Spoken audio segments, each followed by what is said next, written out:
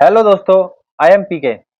दोस्तों, स्वागत है आपका आज फिर से एक नए टॉपिक के साथ जिसका नाम है लिंग। दोस्तों, आज की इस क्लास में मैं आपको बताऊंगा लिंग के कितने भेद होते हैं, लिंग की पहचान कैसे होती है, उसकी ट्रिक्स भी मैं आपको बताऊंगा और लिंग परिवर्तन किस प्रकार से करते हैं, क्योंकि परीक्षाओं में यही 3-4 टाइप के प्रश्न लिंग से पूछे जाते हैं। तो चलिए, समय को ना गंवाते हुए अपने टॉपिक को स्टार्ट करते हैं। लिंग वचन और कारक को संज्ञा के विकार कहा जाता है, क्योंकि संज्ञा शब्दों में ये तीनों परिवर्तन ला देते हैं, इसलिए इसको संज्ञा के विकार कहते हैं या संज्ञा के विकारक तत्व भी बोल देते हैं, या फिर इसको संज्ञा के रूपांतर भी कह देते हैं, क्योंकि ये संज्ञा के रूप में अंतर ला देते हैं, इसका रूप बदल देते हैं। जैसे एक संज्ञा शब्द हम ले लेते हैं बूढ़ा, तो बूढ़ा शब्द में इसके लिंग के कारण परिवर्तन आ गया और ये बूढ़ी हो गया। तो यहाँ पर लिंग परिवर्तन के कारण यहाँ पर इसका रूप बदल गया, इसीलिए लिंग को विकारी तत्व कहा जाता है। चलिए आगे बढ़ते हैं। दोस्तों, हिंदी भाषा के अंदर लिंग दो ही प्रकार के होते हैं व्याकरणिक दृष्टि से। एक होता है पुल्लिंग और दूसरा होता है स्त्रीलिंग। हिंदी भाषा का जन्म आप जानते हैं संस्कृत भाषा से हुआ था। संस्कृत भाषा के अंदर 3 लिंग होते थे। एक जो लिंग था तीसरा, वो था नपुंसक लिंग। नपुंसक लिंग का मतलब था ना तो स्त्रीलिंग और ना ही पुल्लिंग, वो किसी भी वर्ग में नहीं आता था। तो अब हिंदी के अंदर वो कहाँ गायब हो गया? वो जो नपुंसक लिंग वाले जितने भी शब्द थे वो प्राय पुल्लिंग शब्द बन गए हैं, कुछ स्त्रीलिंग भी बने हैं, लेकिन ज्यादातर शब्द वो पुल्लिंग वर्ग में ही आ गए हैं। तो ये है लिंग के बारे में मोटी मोटी बातें। स्त्री जाति का बोध कराने वाले शब्दों को स्त्रीलिंग और पुरुष जाति का बोध कराने वाले शब्दों को पुल्लिंग कहा जाता है। जैसे हाथी का हथिनी, बंदर का बंदरिया, मौसा का मौसी, पिता का माता। इस प्रकार के शब्द होते हैं जो हमें बताते हैं कि ये स्त्री जाति से संबंधित है या पुरुष जाति से। चलिए आगे बढ़ते हैं। अब बात करते हैं लिंग निर्धारण की। देखिए, हिंदी भाषा के अंदर सजीवता और निर्जीवता के आधार पर हमने शब्दों को या संज्ञाओं को दो भागों में विभाजित किया है। एक तो प्राणीवाचक शब्द और दूसरा अप्राणीवाचक संज्ञाएं। तो दो तरह के हम शब्दों पर ध्यान देंगे और दोनों में अलग अलग कुछ नियम होते हैं, वो भी हम विस्तार से पढ़ेंगे। देखिए, प्राणीवाचक जो शब्द होते हैं, यानी किसी भी प्राणी, वो जानवर हो सकता है, इंसान हो सकते हैं, या फिर पशु पक्षी कोई भी हो सकते हैं। तो उनके अंदर जोड़ा होता है, स्त्री और पुरुष का जोड़ा। तो जिन शब्दों में स्त्री और पुरुष का जोड़ा होता है, जोड़ा पाया जाता है, तो ऐसे शब्दों का लिंग निर्धारण करना बहुत ही आसान होता है। उसमें हम देखते हैं स्त्री कौन है और पुरुष कौन है। तो कहने का तात्पर्य यह है कि प्राणीवाचक शब्दों का लिंग निर्णय उनके पुरुषत्व या स्त्रीत्व को देखकर आसानी से किया जा सकता है। जैसे नाना नानी, ताऊ ताई, मालिक मालकिन, सांप सांपिन, बकरा बकरी। इस प्रकार के जो शब्द हैं उनको बड़ी आसानी से हम लिंग निर्धारण कर सकते हैं, क्योंकि ये चलन में शब्द रहते हैं और हमने प्रयोग भी किए हैं, हमने बचपन से प्रयोग करते आ रहे हैं, इनको देखते आ रहे हैं, तो इनका लिंग निर्धारण करने में कोई समस्या नहीं होती। समस्या होती है अप्राणीवाचक शब्दों का लिंग निर्धारण करने में। ये मैं आपको बताऊंगा इस वीडियो के अंत में। चलिए वीडियो में आगे चलते हैं। देखिए, लिंग पहचानने के कुछ नियम व्याकरण के अंदर बनाए गए हैं, अपितु आप ये जरूर ध्यान रखें कि ये नियम 100% सटीक नहीं है, क्योंकि नियम में हमने बांध तो दिया किंतु कुछ अपवाद भी रह जाते हैं। जैसे धातुओं के नाम, जैसे सोना, पीतल, तांबा, लोहा। अब यहाँ पर अपवाद देख लीजिए, चांदी जो है वो स्त्रीलिंग शब्द है, तो ये इस तरीके का अपवाद यहाँ पर आपको मिलेंगे। अनाजों के नाम गेहूं, चावल, चना, बाजरा। लेकिन यहाँ पर कुछ अपवाद भी हैं, जैसे ज्वार, अरहर, रागी। तो इस प्रकार के कुछ अपवाद आपको मिलेंगे ही। रत्नों के नाम हीरा, पन्ना, नीलम, मोती, मूंगा, पुखराज। मणि जो शब्द है, मणि, ये एक रत्न है और ये स्त्रीलिंग शब्द है। देश के नाम भारत, अमेरिका, रूस, पाकिस्तान, नेपाल, बांग्लादेश। अधिकतर पुल्लिंग होते हैं। दिन और महीनों के नाम रविवार, बुधवार, वैशाख, आषाढ़, ज्येष्ठ, श्रावण, जनवरी, फरवरी, मार्च, जून, ये सभी पुल्लिंग शब्द होते हैं। सागरों महासागरों के नाम, पर्वतों के नाम, खगोलीय पिंडों के नाम, ये सभी पुल्लिंग होते हैं। शरीर के अंगों के नाम जैसे सिर, पैर, हाथ, कान, मस्तिष्क। यहाँ पर अपवाद क्या है? आंख, नाक। तो इस प्रकार के अपवाद आपको देखने को मिल जाएंगे। पेड़ों के नाम पीपल, आम, नीम, कीकर, इस तरह के जो शब्द होते हैं वो प्राय यानी कि अधिकतर पुल्लिंग शब्द ही होते हैं। चलिए आगे बढ़ते हैं। देखिए, प्रत्यय युक्त कुछ शब्द होते हैं, जैसे जिन शब्दों के अंत में अ आ जाए, अकारांत शब्द बोलते हैं इनको, अकारांत। जिन शब्दों के अंत में अ आ जाए, जैसे संसार, खेल, उपवन, नाच, ये सभी शब्द प्राय क्या होते हैं? पुल्लिंग। आकारांत शब्द भी इसी में ही आते हैं, जो आकारांत होते हैं प्राय वो भी इसी में आ जाते हैं। रुपया, थैला, घड़ा, गाना, पैसा, पहिया, चमड़ा, आटा आदि।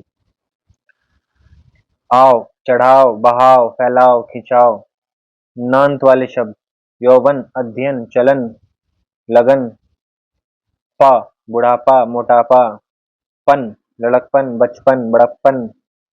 ज, देखिए तत्सम शब्द जिनके अंत में ज लगा हो तो सारे क्या होते हैं? पुल्लिंग। जलज, पंकज, नीरज, पिंडज, सरोज।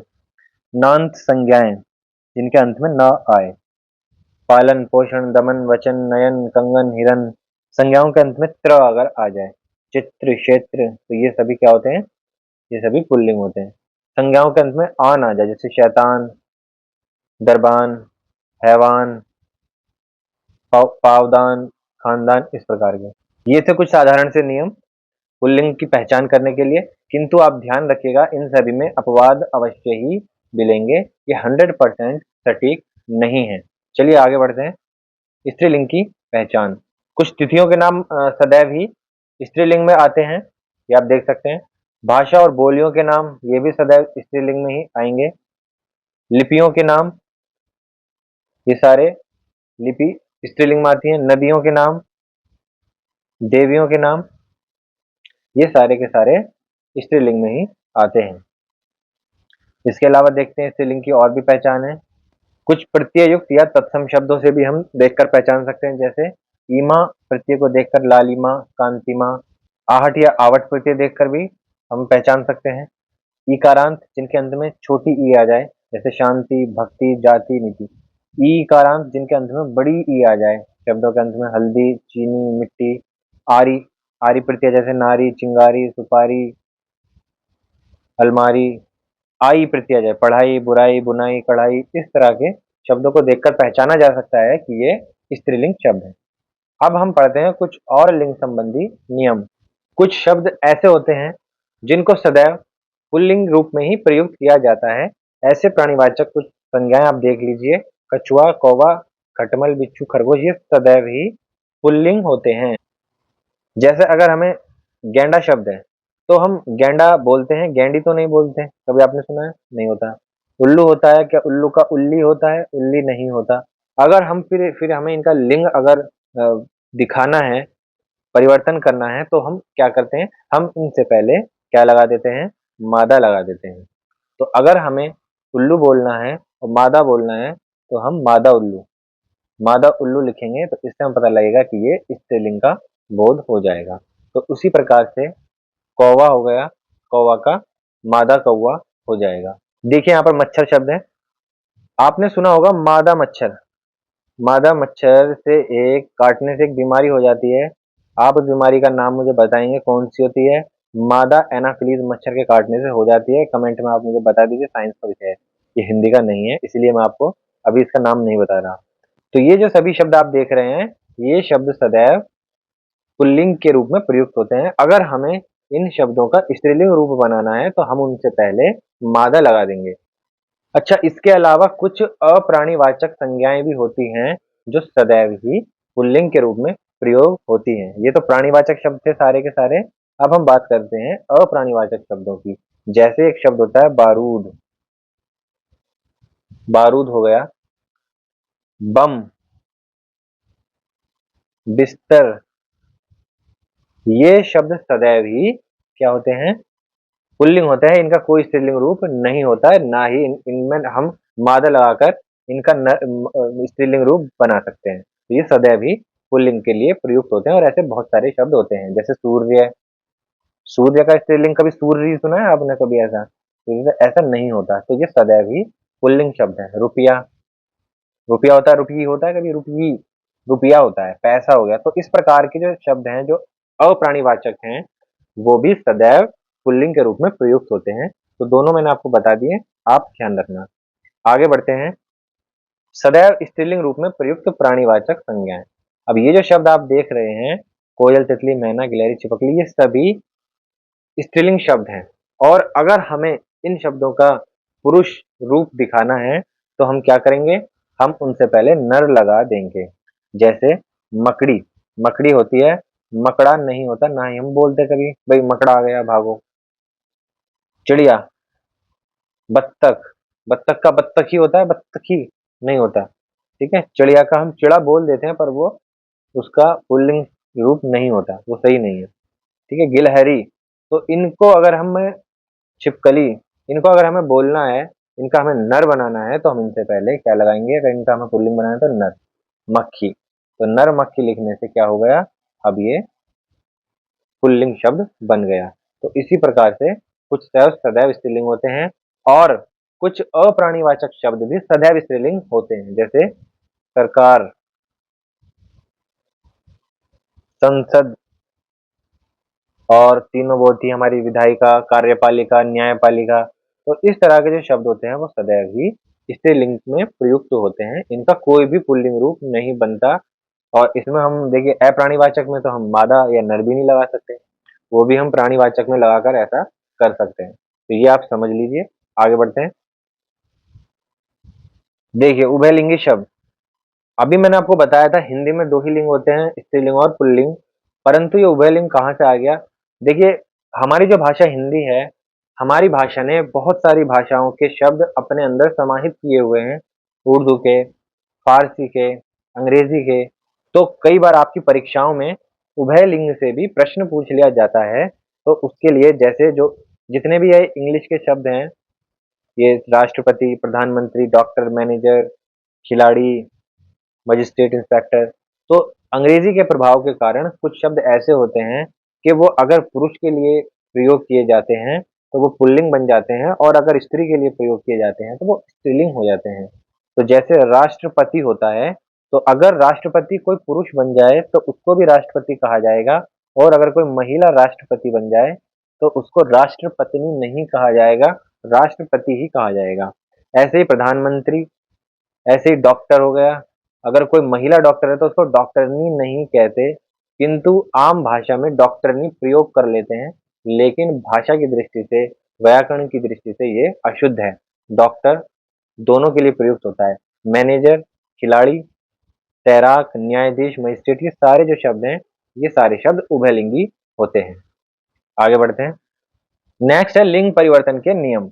आपके एग्जाम्स में सवाल आते हैं कि पुल्लिंग शब्द से स्त्रीलिंग शब्द बनाइए और स्त्रीलिंग शब्द से पुल्लिंग शब्द बनाइए। इसके लिए कुछ हमने सामान्य यहाँ पर नियम दिए हुए हैं, आप इन नियमों को देख सकते हैं। जैसे अगर वाक्य के अंत में अ दिखाई दे रहा है और पुल्लिंग शब्द है, तो उसका स्त्रीलिंग बनाने के लिए उसके अंत में हम आ कर देते हैं, अ का आ में बदल देते हैं। जैसे छात्र का छात्रा, शिष्य का शिष्या, प्रिय का प्रिया, बाल का बाला। तो इसी प्रकार से हम अ से आ कर देते हैं और यहाँ पर लिंग परिवर्तन हो जाता है।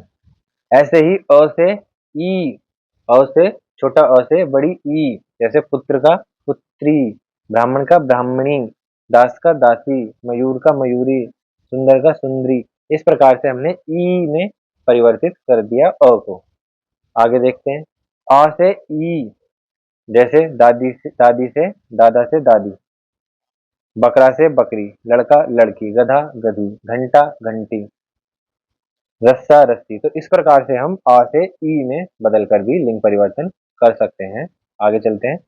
आ से इया कर देना, जैसे बंदर से बंदरिया, डिब्बा से डिबिया, चूहा से चूहिया, बूढ़ा से बुढ़िया, बेटा से बिटिया, खाट से खटिया। तो इस प्रकार से हम आ का इया कर देते हैं और लिंग परिवर्तन हो जाता है। अक से इका, जैसे लेखक लेखिका, पाठक पाठिका, नायक नायिका, साधक साधिका, धावक धाविका। तो इस प्रकार से अक से इका करके भी लिंग परिवर्तन हो जाता है। आगे बढ़ते हैं। किसी शब्द के अंत में नी जोड़ देने से हम स्त्रीलिंग बना लेते हैं। जैसे जाट से जाटनी, शेर से शेरनी, हंस से हंसनी, मोर से मोरनी, भील से भीलिनी, सिंह से सिंहनी, बाघ से बाघिनी, बाघिन भी होता है, दोनों होते हैं, बाघिन और बाघिनी, हिंदू से हिंदुनी, हाथी से हथिनी। तो इस प्रकार से हम नी शब्द अंत में जोड़कर भी लिंग परिवर्तन कर देते हैं। उसी प्रकार से अंत में हम आनी शब्द लगाकर भी ये सब कर लेते हैं। जैसे जेठ से जेठानी, मेहतर से मेहतरानी, राजपूत से राजपूतानी, रुद्र से रुद्राणी, क्षत्रिय से क्षत्राणी, भव से भवानी, चौधरी से चौधरानी या चौधराइन, चौधराइन भी होता है, ठीक है, दोनों होते हैं, चौधराइन। खत्री से खतरानी। आगे बढ़ते हैं। अंत में आइन, देखो आइन वाला आ गया। पंडित से पंडिताइन, बाबू से बबुआइन, बनिया से बनियाइन, ठाकुर से ठकुराइन, गुरु से गुरुआइन, ये देख लेना, गुरु वाला आता है एग्जाम में, नाई वाला आता है, नाई से नाइन। तो इस प्रकार से आइन भी हम अंत में लगाकर लिंग परिवर्तन कर लेते हैं। कुछ व्यवसायवाचक और कुछ प्राणीवाचक संज्ञाओं के अंत में इन लगाकर कर देते हैं। जैसे कुमार का कुम्हारिन, पुजारी का पुजारिन, माली का मालिन, तेली का तेलिन, सांप का सांपिन, नाती का नातिन, धोबी का धोबिन। तो ये कुछ सामान्य नियम थे जो मैंने आपको बता दिए। देखिए यहाँ पर एक नियम और है, मान अगर शब्द के अंत में आए तो उसका मति हो जाता है, और वान अगर शब्द के अंत में आए तो उसका वति कर देते हैं। जैसे आप देख सकते हैं यहाँ पर बुद्धिमान का बुद्धिमती कर दिया, श्रीमान का श्रीमती हो गया, ज्ञानवान का ज्ञानवती, रूपवान का रूपवती। इसी प्रकार से भाग्यवान भाग्यवती, धैर्यवान धैर्यवती। तो इस प्रकार से हम मान का मति और वान का वती करके भी लिंग परिवर्तन कर सकते हैं। देखिए कुछ शब्द ऐसे हैं जिनका कोई भी नियम नहीं है, क्योंकि वो शब्द पूर्ण रूप से बदल जाते हैं, परिवर्तित हो जाते हैं। जैसे बहनोई का बहन हो जाता है, कवि का कवित्री, साधु का साध्वी, ससुर का सास, विधुर का विधवा, बैल का गाय, नेता का देखिए नेत्री हो जाता है, ये ध्यान रखिए। मंत्री का मंत्राणी हो जाता है, बिलाव का बिल्ली, महान का देखिए एग्जाम में आया हुआ है महती हो गया, सम्राट का आता है एग्जाम में सम्राज्ञी हो गया, विद्वान का एग्जाम में आता है विदुषी हो गया, वीर का भी बहुत परीक्षाओं में आता है वीरांगना हो जाता है इसका, और ग्वाला का ग्वालिन हो जाता है। चलिए आगे बढ़ते हैं। देखिए यहाँ तक जो आपने पढ़ा वो अभी तक ज्यादातर प्राणीवाचक शब्दों के बारे में पढ़ा, उनका लिंग निर्धारण करने के कुछ हमने नियम बनाए और उनके आधार पर लिंग निर्धारण कर लिया। क्योंकि उसमें क्या था, हमारे पास जोड़ा था, प्राणीवाचक में क्या था, जोड़ा। किसका जोड़ा, स्त्री और पुरुष का जोड़ा। तो हम स्त्री और पुरुष के जोड़े को देखकर बता सकते हैं ये स्त्री है और वो उसका पुरुष है। किंतु समस्या कहाँ आती है, जब अप्राणीवाचक शब्द परीक्षाओं में आते हैं। तो जो चीजें निर्जीव होती हैं तो उनके लिंग निर्धारण में हम कुछ सामान्य नियम, जैसे पहला नियम मैं आपको बता रहा हूँ, ये आप देखिए। जिन पदार्थों में कठोरता, बल और श्रेष्ठता का गुण दिखता है तो हम कल्पना करते हैं कि उनमें पुरुषत्व है, तो वो पुल्लिंग शब्द हो जाता है। जैसे पत्थर है, कठोर होता है, लोहा, बारूद है, चट्टान, ताला, दरवाजा, मकान, दिन।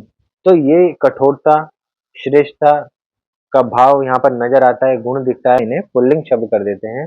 वैसे ही जब हमें नम्रता, कोमलता, सुंदरता, क्योंकि ये स्त्री के गुण होते हैं ना, तो वैसे ही तो स्त्रीत्व का गुण हम इसमें देख करके इन्हें बता देते हैं कि ये स्त्रीलिंग है। जैसे चूड़ी, कुर्सी, मेज, ये सब कोमल होते हैं, पतंग बहुत नाजुक होती है, घड़ी, खिड़की, रसोई, रात, ठीक है। मकान देखो पुल्लिंग है और रसोई यहाँ पर, रसोई में स्त्री काम करती है तो स्त्रीलिंग हो गया। दिन, दिन बड़ा कठिन होता है, धूप होती है दिन में, और रात बड़ी अच्छी होती है, थोड़ी ठंड हो जाती है, गर्मी कम हो जाती है, आराम मिलता है।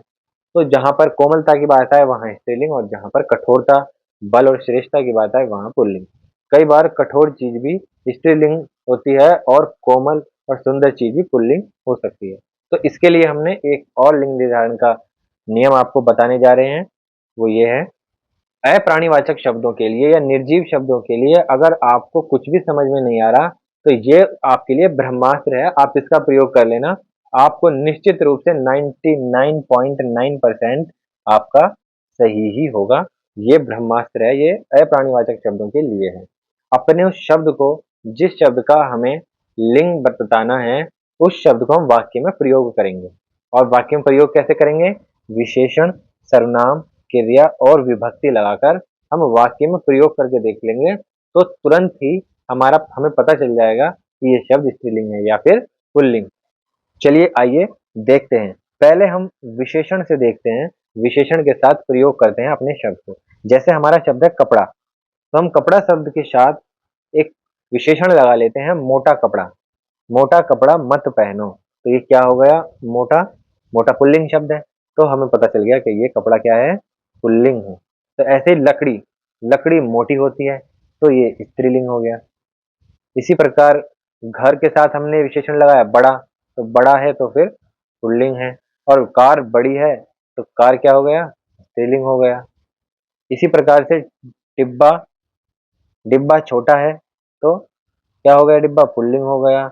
और लुटिया छोटी है तो लुटिया स्त्रीलिंग हो गई। तो यहाँ पर आप देख सकते हैं कि विशेषण लगाकर भी हम लिंग निर्धारण आसानी से कर सकते हैं। दोस्तों कई बार ऐसा भी होता है कि विशेषण लगाने से आप लिंग निर्धारण नहीं कर पाते, क्योंकि कुछ विशेषण ऐसे होते हैं जो स्त्रीलिंग और पुल्लिंग दोनों के लिए ही प्रयोग होते हैं।